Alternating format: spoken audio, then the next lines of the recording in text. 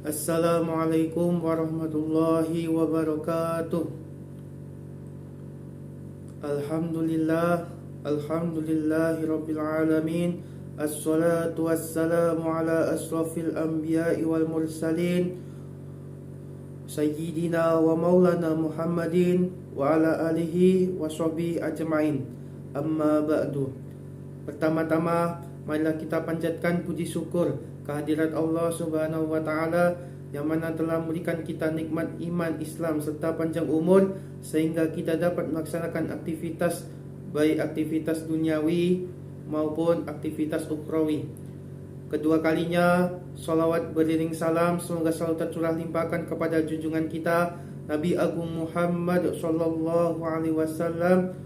Allahumma sholli ala Sayyidina Muhammad wa ala ali Sayyidina Muhammad, yang mana telah membawa kita dari zaman jahiliyah menuju zaman Islamiyah dengan lantaran agama yang hak, yakni agama Islam.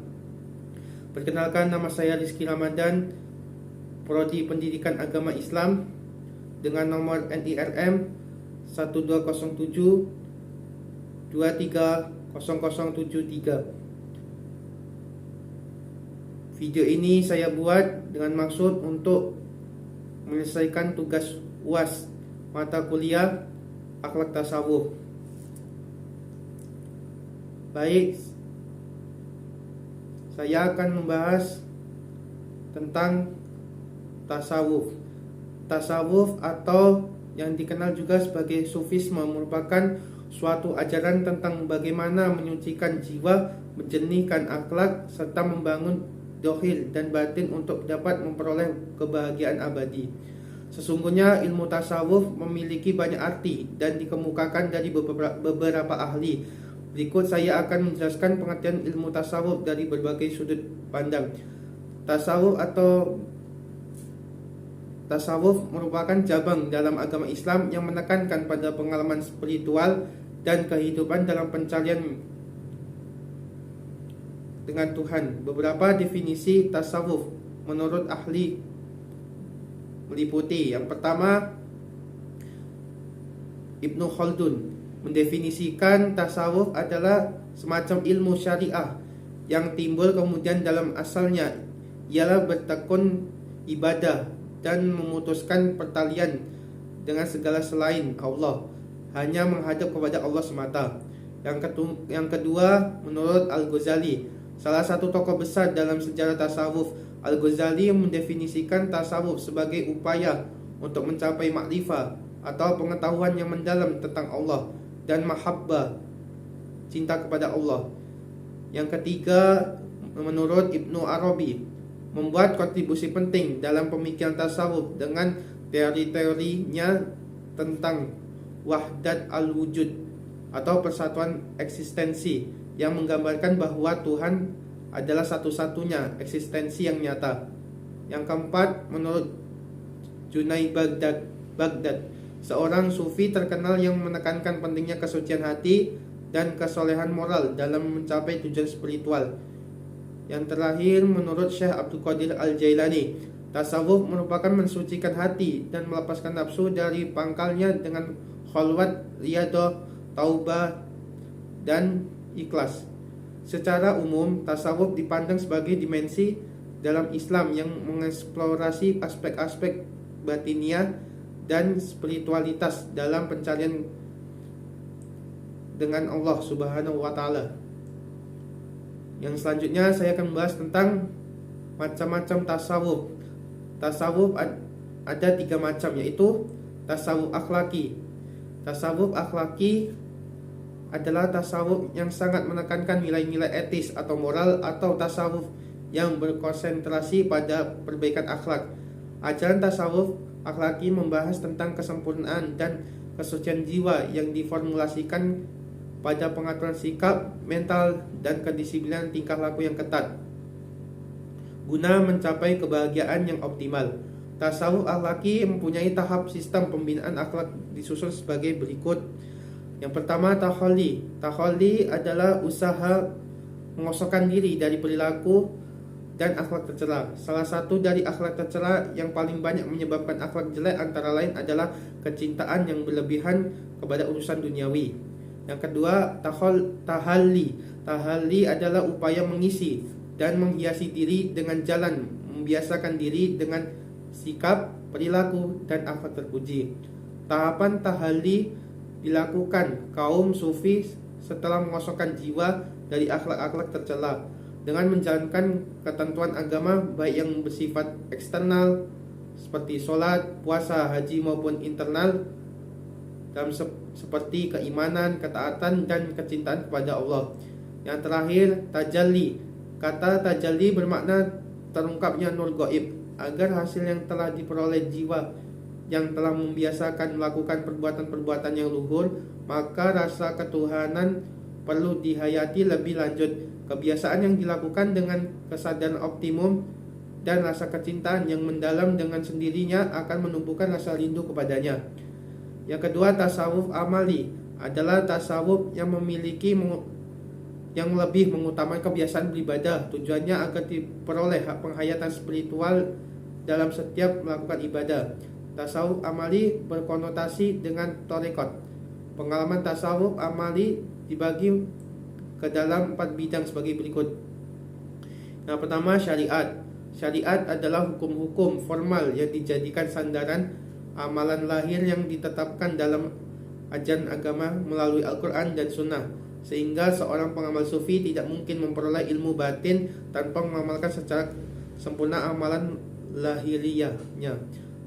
Yang kedua, thariqat. Kalangan sufi mengartikan thariqat sebagai seperangkat serial moral dan menjadi pegangan pengikut tasawuf dan dijadikan metode pengarahan jiwa dan moral.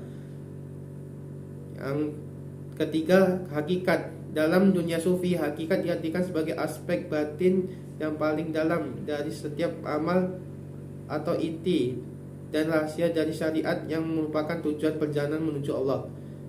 Yang keempat, makrifat. Berarti pengetahuan atau pengalaman. Dalam istilah tasawuf diartikan sebagai pengenalan langsung tentang Tuhan yang diperoleh melalui hati sanubari sebagai hikmah langsung dari ilmu hakikat.